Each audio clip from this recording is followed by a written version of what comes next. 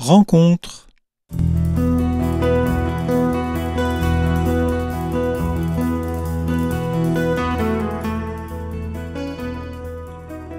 Père Michel Boutte, bonjour. Bonjour à vous tous, bonjour chers auditeurs de Radio Espérance, heureux de vous retrouver, de pouvoir communiquer avec vous et de pouvoir vous aider à cheminer sur le chemin de la foi, sur le chemin du Seigneur. Voilà, très heureux d'être parmi vous en ce jour. De notre côté aussi, nous sommes heureux de vous entendre, Père Michel Boutte. Merci d'avoir accepté notre invitation pour cette nouvelle émission de Rencontre. Voilà, eh bien merci bien, c'est toujours un plaisir et une joie avec vous tous de vous rejoindre. Oui, surtout que beaucoup d'auditeurs vous connaissent et vous ont entendu lors d'enseignement du matin. Ah oui. Vous êtes chapelain du sanctuaire de Lourdes. Voilà. Vous avez écrit plusieurs livres, entre autres sur petits livres, oui, entre autres sur les prières usuelles du chrétien. Voilà. Mais aussi sur d'autres thèmes. Hein. J'avais d'ailleurs eu le plaisir en décembre de l'an dernier de vous interviewer sur la vie éternelle. Peu de temps d'ailleurs avant la sortie de votre dernier livre qui a pour titre l'Eucharistie, communion, adoration. Voilà, un livre très important, une réflexion très importante. Oui, qui va être le sujet de notre entretien. Vous êtes bien placé à Lourdes d'ailleurs pour parler de ce sacrement. Avez-vous... Eh bien oui. Oui. Est-ce que vous avez une idée d'ailleurs du nombre de messes célébrées dans le sanctuaire un jour d'été? Ouh là là, j'ai pas pensé à demander au sacristain, mais je pense que le nombre est très important, surtout pendant la saison. Il peut y avoir 20, 30 messes dans une journée, hein, en différentes langues, dans différentes chapelles, puisqu'il y a plusieurs chapelles, en plus des 3 églises principales, la basilique du Rosaire, la crypte et la basilique supérieure de l'Immaculée. Il y a après, dans le sanctuaire, plusieurs autres endroits où des groupes, des pèlerinages peuvent célébrer l'Eucharistie, sans oublier, bien sûr, la basilique souterraine Saint-Bilice. Voilà. Donc, c'est sûr qu'il y a un grand nombre de messes, surtout dans la grande saison des pèlerinages qui sont célébrés chaque jour. Il y en a à la grotte, bien sûr. Comme je disais aux pèlerins, il y a tous les jours, été comme hiver, toute l'année, il y a au moins une messe à la grotte. Dans cette période de saison, il y a au moins 1, 2, 3 messes à la grotte chaque jour. Oui. Ah, quand on pense à Lourdes, on pense en premier aux grands rassemblements, aux messes importantes, mais est-ce qu'il est possible à Lourdes d'adorer en silence le Saint-Sacrement? Ça, c'est un point délicat. Il n'y a pas toujours le silence voulu, surtout à l'extérieur, mais il y a une chapelle dite de l'adoration, la chapelle du Saint-Sacrement, où tous les jours, pendant la saison des pèlerinages, il y a une messe en français à 8 heures et à la fin de la messe, il y a l'exposition du Saint-Sacrement. Donc, en général, les gens, les pèlerins, ceux qui veulent, peuvent venir se recueillir dans cette petite chapelle de l'adoration. Il est évident que parfois, comme ça jouxte les chapelles Sainte-Bernadette, il y a parfois une grande célébration à côté, alors on entend un peu les chants, on entend un peu les homélies, enfin, ça fait un peu de bruit. Mais disons qu'en général, quand même, ce lieu se prête bien à l'adoration eucharistique, au silence, à la vénération du Saint-Sacrement, à venir simplement se mettre en face du Seigneur. Donc, dans la mesure du possible, quand même, on essaye de respecter ce temps de silence, ce temps de recueillement au sanctuaire. Et après l'hiver, en dehors de la saison principale des pèlerinages, il faut savoir que l'adoration eucharistique se fait à la crypte, la petite chapelle que Bernadette a connue. Elle a participé à la consécration de cette chapelle, en haut, entre la basilique du Rosaire qui est en dessous et l'Immaculée Conception qui est au-dessus. Eh bien, il y a la crypte, et là, l'hiver, l'adoration eucharistique a lieu de la fin de la messe de 11 heures jusqu'à 16 heures. Voilà. Donc, il y a quand même des lieux où on peut venir se recueillir, si possible dans le silence, quoique malheureusement, des fois, à la crypte, pendant l'adoration, il y a des gens qui visitent, qui font des photos, qui n'ont plus de respect, quoi. Ils se rendent même pas compte de ce qu'il y a. Voilà. Mais enfin, bon, en général, quand même, il y a le recueillement et le silence. Oui, donc célébration, recueillement, on trouve les 2 thèmes de votre livre, Eucharistie, communion, adoration. Voilà. Et dans ce livre, vous rappelez avec force la foi en la présence réelle du Christ dans l'hostie et le vin consacré. Je vous cite, page 52, le Christ réellement présent et vivant dans le mystère de l'Eucharistie. Volontairement, j'insiste sur cette réalité. Est-ce que c'est vraiment important aujourd'hui de rappeler cette vérité de foi? Exactement. Il est très important de redire, de dire cette vérité de foi. Dieu ne nous ment pas. La parole de Dieu réalise toujours ce qu'elle dit.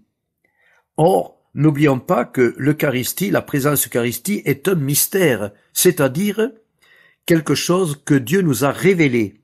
Et c'est pour ça que je vous conseille de lire, relire, méditer le chapitre 6 dans l'évangile de Saint Jean, le célèbre chapitre de l'enseignement de Jésus dans la synagogue de Capharnaüm, Jésus qui enseigne ses apôtres et tous ceux qui l'écoutaient, et qui révèle ce grand mystère de l'Eucharistie.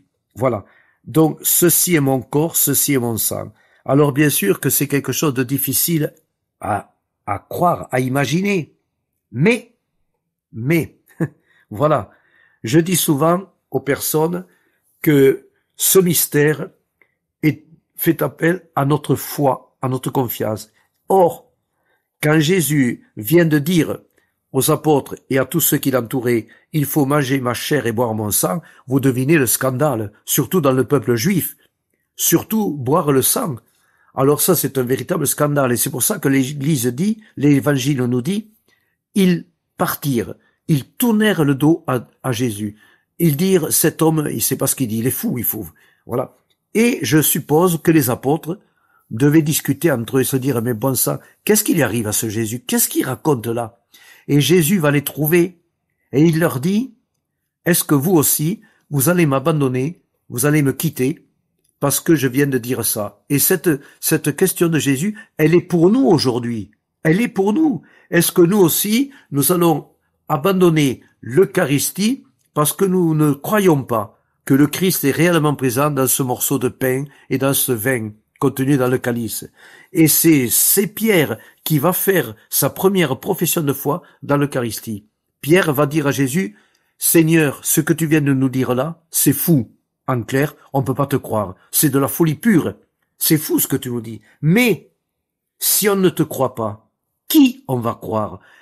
Car tu as les paroles de la vie éternelle.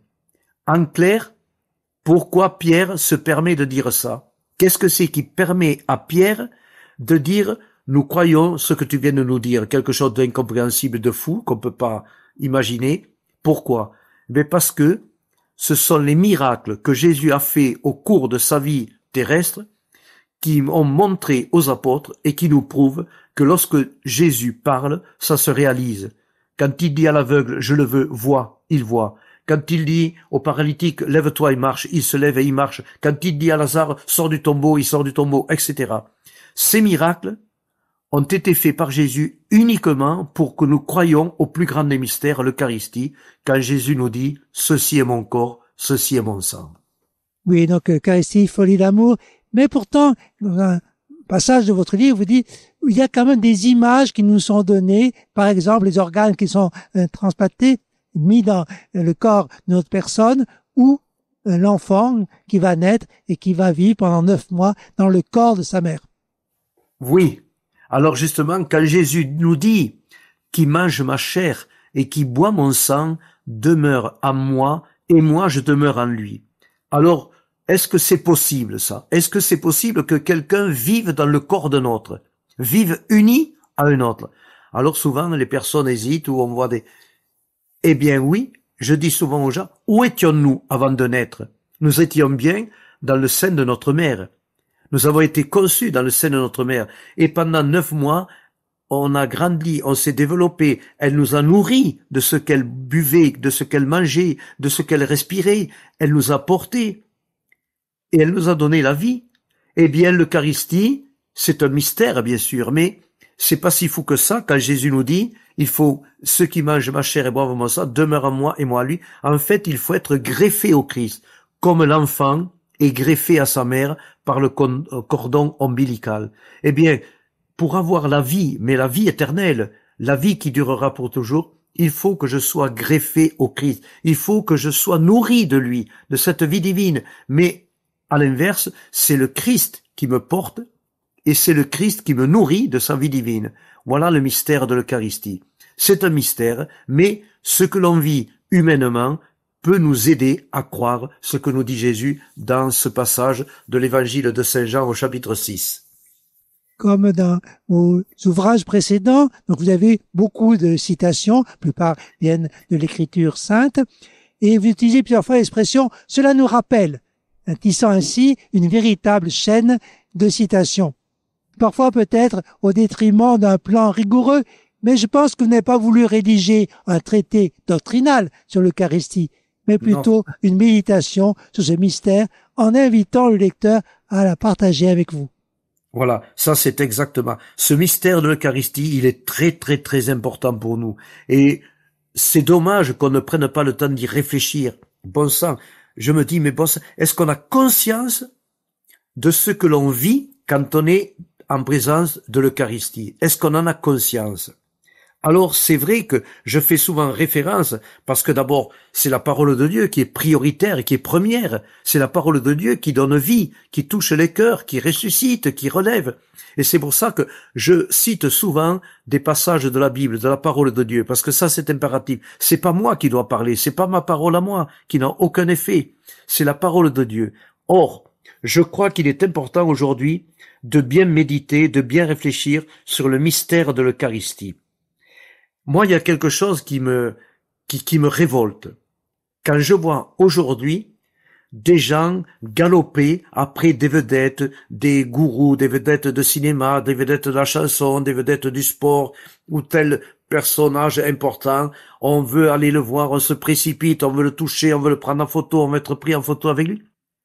Et lorsqu'on est en présence de Dieu, du Christ dans l'Eucharistie, est-ce qu'on a la même engouement pour le Christ? Est-ce qu'on prend conscience que devant nous, il y a Dieu? Et moi, ce qui me fait de la peine, même à Lourdes, quand je vois, par exemple, au moment de la procession eucharistique, la moitié des gens, si c'est pas la moitié, ça peut être davantage, ne pensent qu'à faire des photos. Le Saint-Sacrement passe devant eux, et qu'est-ce qu'ils font? Ils sont avec leur portable en train de faire des photos.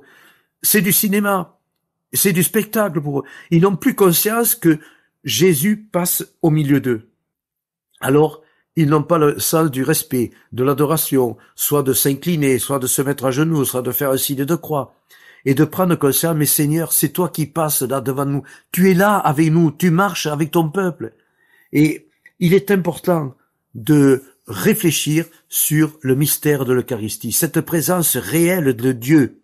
Il est là avec son peuple. Souvent, je me dis, depuis 2000 ans, se réalisent ces pages d'évangile où il nous est dit, les foules couraient après Jésus quand ils savaient qu'il se trouvait à un endroit, mais les foules allaient à sa recherche. Ils voulaient le voir, ils voulaient l'entendre, ils voulaient être guéris par lui.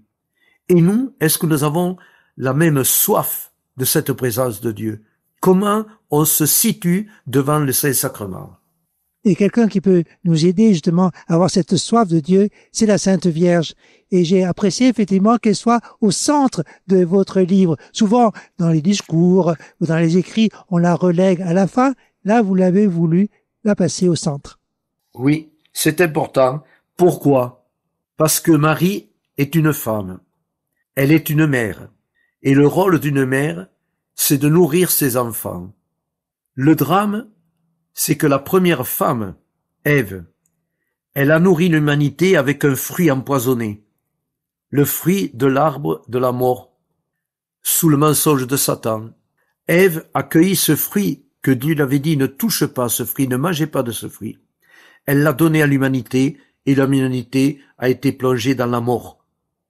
Eh bien, au pied de notre arbre, qui s'appelle la croix, se trouve Marie, la nouvelle Ève. Et au pied de la croix, elle recueille le fruit, le nouveau fruit, le fruit de la vie éternelle. Au pied de la croix, que reçoit Marie?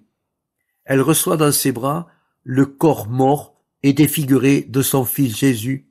Elle reçoit dans ses mains, dans ses bras, le sang versé pour la multitude. Autrement dit, au pied de la croix, Marie reçoit l'Eucharistie, le pain de vie. Pourquoi? Pour nous le donner. Une maman nourrit ses enfants. Eh bien, c'est au pied de la croix que Marie reçoit l'Eucharistie, le pain de vie, et elle nous le donne, elle nous l'offre. Et c'est important. Marie, la première, en son sein immaculé, a reçu le germe, le grain de blé semé en elle. Ce grain de blé, c'est le Christ, qui est devenu pain de la vie éternelle, et que Marie nous a offert. C'est pour ça que sa place est importante. Et c'est elle qui est la mère de l'Eucharistie, c'est elle la mère du pain de vie, c'est elle qui nous donne le vrai pain de la vie éternelle. Dans votre livre, vous avez réservé une dizaine de pages sur l'adoration eucharistique. Permettez-moi de vous exprimer ma reconnaissance, je les ai trouvées admirables. Je donne les titres des 3 chapitres concernés. L'adoration eucharistique, ma prière. En présence du Saint-Sacrement, mon cœur à cœur avec le Christ. En présence du Saint-Sacrement, que faire? Pouvez-vous développer un peu ces titres? Oui. Voilà. Alors, bien sûr, l'adoration eucharistique est très importante. Comme je le dis dans ce petit livret, on l'avait abandonné, il faut le dire. On avait beaucoup abandonné l'adoration eucharistique. Et puis, petit à petit, des prêtres ont remis à jour l'adoration eucharistique. Alors au début, on riait, on souriait, on se moquait un peu, il faut l'avouer, il faut le dire. On rigolait de ces prêtres qui remettaient l'Eucharistie, l'adoration eucharistique. Et puis, de plus en plus, elle a repris sa place importante. Que nous dit Jésus? Que dit Jésus aux apôtres qui leur disent « On est débordés, on n'en peut plus ». L'Évangile dit « Ils n'avaient même pas le temps de manger ». Et que leur dit Jésus? « Venez à l'écart avec moi ». Eh bien, l'adoration eucharistique, c'est Jésus qui nous dit pendant un moment, oubliez tous vos soucis, oubliez tous vos problèmes, faites le vide dans votre vie, dans votre cœur, oubliez des tas de choses et venez dans ce face-à-face avec moi, venez à l'écart et venez devant moi, venez à ma présence. Voyez, encore ce matin, en passant dans le sanctuaire, je voyais des jeunes, ça me faisait bondir. Ces jeunes étaient là, assis ou debout, et tous ils étaient avec quoi? Avec leur smartphone. Voilà. Alors ça parlait ou ça tapait un message ou autre. Et je me disais, bon sang, mais quel temps vous passez avec la parole de Dieu? Quel temps vous passez avec la Bible? Quel temps vous passez avec le Christ présent dans l'Eucharistie? Je crois que c'est une question importante. Je pense qu'il faut prendre conscience aujourd'hui, sans vouloir critiquer, sans vouloir dénigrer, mais je veux qu'on prenne conscience qu'aujourd'hui nous sommes devenus des esclaves. Nous sommes devenus des addicts à quoi? À la télévision, à certains feuilletons, au téléphone portable, aux jeux vidéo, etc. Et à tel point que nous n'avons plus le temps pour Dieu. En fait, nous avons mis Dieu à la porte de notre vie, et ça c'est grave. Et si ça va mal dans le monde, si ça va mal dans notre vie, c'est parce que nous avons mis Dieu à la porte de notre vie. Lui qui nous a dit, sans moi, vous ne pouvez rien faire. D'où l'adoration est très importante. Il faut retrouver ces moments d'adoration, ces moments de silence, de faire le vide dans notre cœur, dans notre tête, et se mettre en face de celui qui est là par amour pour nous. Alors au début, ça coûte. Au début, c'est difficile, bien sûr. Et on risque de s'ennuyer, de s'endormir, ou l'esprit va ailleurs. Mais c'est petit à petit qu'il faut se dire, Seigneur, tu es là. Quand je regarde l'hostie consacrée, je vois bien sûr un morceau de pain. Mais il faut se dire, à travers ce morceau de pain, c'est toi, Seigneur. Tu es là, c'est toi. Tu me regardes et je te regarde. Et c'est important de donner du temps au Seigneur, ce face-à-face, ce cœur à cœur vital pour nous. Et ça, j'insiste là-dessus. Et puis alors, que faire? Eh bien d'abord, le silence. Seigneur, je ne viens rien te demander. Je viens me mettre en ta présence parce que tu es là par amour pour moi. Et moi, je veux être là par amour pour toi. Je dirais un peu comme des amoureux qui sont assis sur un banc ou dans un pré. Ils se disent rien, ils sont heureux ensemble, ils sont là côte à côte, l'un pour l'autre. Eh bien, l'adoration eucharistique, c'est un rendez-vous d'amour avec le Christ. Et puis, on le regarde et on essaye d'entendre ce qu'il veut nous dire. C'est pas toujours évident, mais le Christ me dit, fais silence, vide ton cœur, vide tes oreilles de bruit, vide tes yeux de ton image qui te rendent esclave. Regarde-moi, écoute-moi. Et puis simplement être heureux, de se dire, je suis en ta présence, Seigneur, je suis en ta présence. Après, que faire? Eh bien, au lieu de s'ennuyer ou de rêvasser devant le Saint-Sacrement, eh bien, je dis, prenez l'Évangile, et surtout l'Évangile de Saint Jean, lire, relire devant lui le chapitre 6, l'Eucharistie, le pain de vie, relire le chapitre 10 sur le bon berger, relire le chapitre 15 sur il faut vivre du Christ, comme le sarment greffé au cep de vigne. Si je ne suis pas greffé au cep de vigne, le sarment, il tombe à terre, il sèche et il meurt. Eh bien, si je ne vis pas du Christ dans l'Eucharistie, je me dessèche, ma foi se dessèche, ma foi meurt. D'où voyez l'importance de cette rencontre. Et c'est dans ce livret que j'explique très bien comment vivre l'adoration. Un temps de silence, un temps de joie d'être en présence de Dieu qui est réellement présent. Et ça, il faut insister là-dessus. Il faut se marteler la cervelle pour se dire, bon sang, mais Seigneur, tu es là, je suis devant toi, je suis en ta présence. Et puis après, lire certains passages de l'Évangile ou certains passages aussi en Saint Jean, le discours de Saint Jean avant sa passion et sa mort, les chapitres 16, 17. Voilà, on peut occuper son temps avec le Christ. Et j'ajouterais aussi de lire ces quelques pages de votre livret sur l'adoration eucharistique. Vraiment, ça peut être une aide, pour ceux qui adorent le Saint-Sacrement. Alors, il y a un petit mot aussi, vous aviez posé sur la crainte de Dieu. Qu'est-ce que c'est que craindre? Oui, parce que vous avez écrit, page 42, voilà l'adoration véritable due au Seigneur, craindre le Seigneur, c'est-à-dire l'aimer plus que tout, le vénérer, le respecter. Je vous cite. Voilà, la crainte de Dieu, ce n'est pas la peur. Comment avoir peur d'un Dieu qui nous a créés par amour? Comment avoir peur d'un Dieu qui est mort d'amour sur une croix? La crainte de Dieu, c'est la vénération, c'est le respect.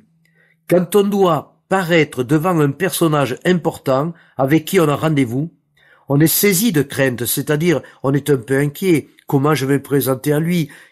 Comment il va m'accueillir, etc. Et puis, on a du respect pour cette personne. Eh bien, c'est ça la crainte de Dieu. C'est respecter Dieu, parce qu'il est le tout autre, il est transcendant.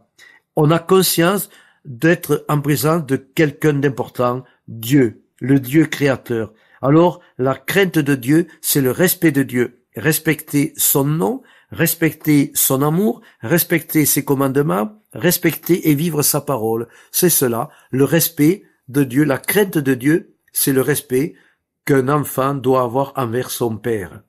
Et respect qui modifie la personne profondément.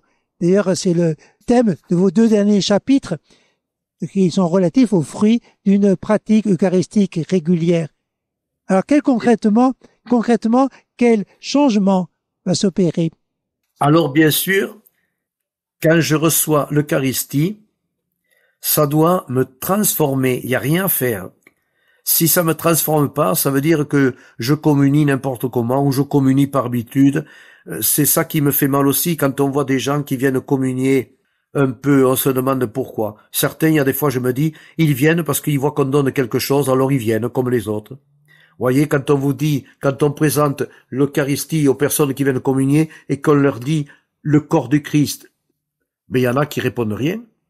On attend un peu, on le répète, le corps du Christ. On attend qu'ils répondent Amen. Amen, c'est un mot hébreu, araméen. Amen, c'est ma profession de foi dans l'Eucharistie. Quand je dis Amen, ça veut dire en bon français, oui Seigneur, je le crois. Dans ce morceau de pain que je reçois dans ma main, que je vais manger, Ce n'est plus du pain, c'est toi, Seigneur Jésus, mystérieusement, que je vais manger, à qui je vais être uni par le mystère de l'Eucharistie. Et c'est ça qui est important, de se dire, voilà, je dois être transformé. Et puis, communier, ça veut dire déjà être en état de communier. Comme le dit le Saint Curé d'Ars, personne n'est digne de communier, personne. On n'en est pas digne, mais on en a besoin. Alors bien sûr, si on attend d'être parfait pour communier, on communiera jamais, parce que nous sommes pécheurs. Mais ça ne veut pas dire qu'il faut communier dans n'importe quelle condition. Il y a des conditions minimum pour communier, pour recevoir la grâce de la communion. C'est évident que si j'ai conscience que j'ai commis un péché grave qui me triture l'esprit, je dois d'abord aller me confesser, demander pardon. Si j'ai de la haine contre mon frère ou ma sœur, je peux pas communier tranquillement. Jésus le dit, va d'abord te réconcilier. Et puis il y a des conditions de vie aujourd'hui qui fait que pour le moment, on ne peut pas communier sacramentellement. Mais, ce qui est important, lorsque j'ai reçu le Christ, il vit en moi. Et quand Jésus me dit, vous êtes la lumière du monde, vous êtes le sel de la terre, ça veut dire, si tu as communié, si je vis en toi, tu es ma lumière, tu es mon sel. Autrement dit, je dois refléter dans ma vie, par mes actes, par mes paroles, par mon attitude, je dois refléter celui qui vit en moi, le Christ. Autrement dit, communier ne doit pas me laisser indifférent, ne doit pas me laisser tel que je suis venu. La communion doit me transformer, doit me transfigurer. Et ça, c'est un long chemin de conversion à faire. Se dire, je t'ai reçu Seigneur, je te porte en moi, eh bien il y a des choses, des attitudes, des paroles que je ne peux plus avoir parce que tu vis en moi. Et la communion nous invite à nous convertir. Voilà, la communion est un remède contre le mal, contre le péché. J'ai besoin de cette présence du Christ pour me transformer, pour me transfigurer, pour devenir meilleur. Un grand merci, Père Michel Bothe, d'abord pour votre livre, dont je rappelle le titre, l'Eucharistie, communion, adoration, paru chez les éditions Conseil Mandron, et aussi pour avoir bien voulu répondre à nos questions. Encore merci, Père. Voilà, avec beaucoup de plaisir, et encore une fois, merci à vous tous de Radio Espérance et à vous tous, auditeurs de Radio Espérance. Voilà, j'espère que nous nous retrouvons pour d'autres occasions, et puis voilà, prenez conscience de ce grand mystère, de ce grand don qu'est l'Eucharistie. Merci. Voilà, merci à vous.